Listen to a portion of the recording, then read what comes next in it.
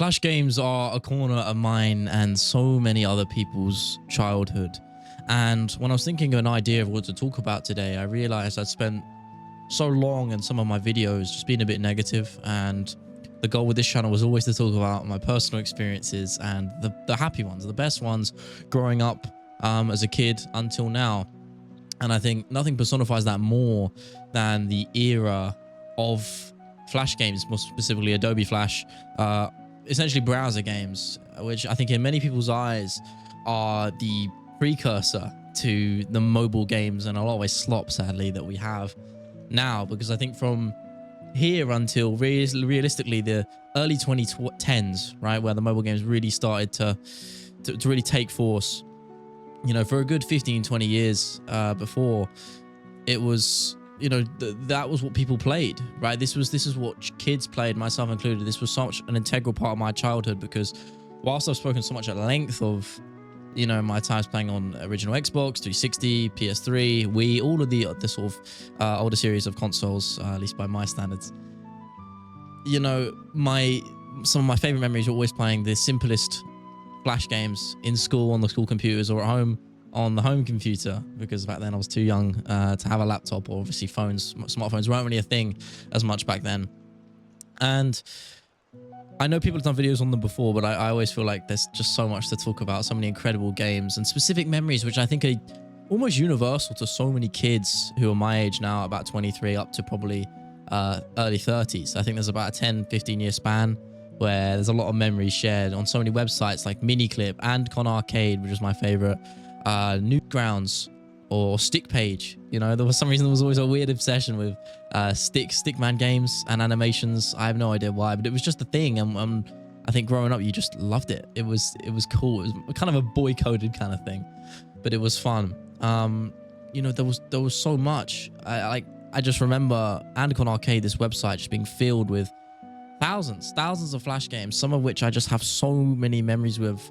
Electric Man 2, Shopping Cart Hero, Interactive Buddy, all those Neutron games, which are those really, you know, tightly made, clearly a bit bigger budget, pixel kind of games. And I think the universal sort of element to all of these, not just the ones I mentioned, but any Flash game, is the fact that they're built around such a tight core gameplay loop. Because the reality is these games aren't running on much. It's very much a small scope with each project. So when you have something like that and you're within those confines of development, the actual core gameplay needs to be immaculate. It needs to be addictive. It needs to be fun. And all the top Flash games were. And when you describe it like that, you realize it sounds so much like the mobile games we have today.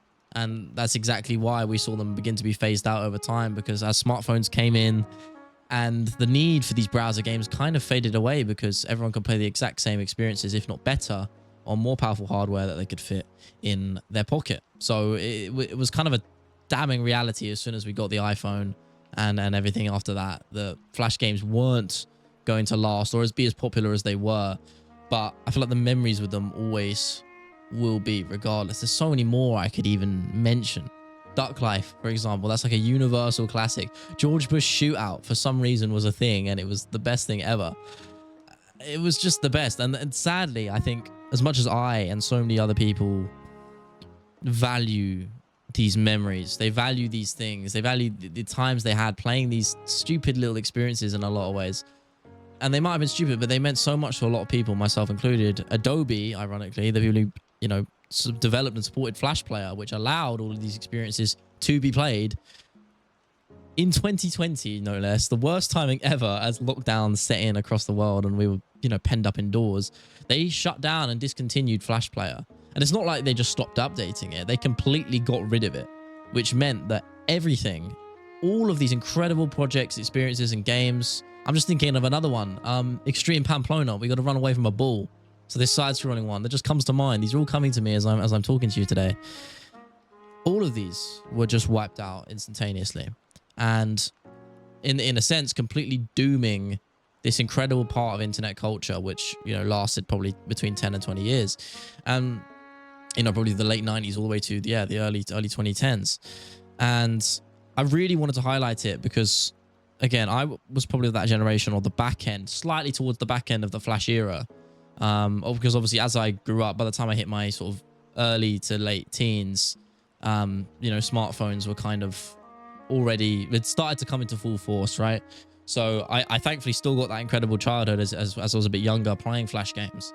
And I'm so grateful for that. But the reality is it was only really would have been a few more years later if I was born that I would not have experienced any of that, because smartphones were so dominant in just taking over the space completely.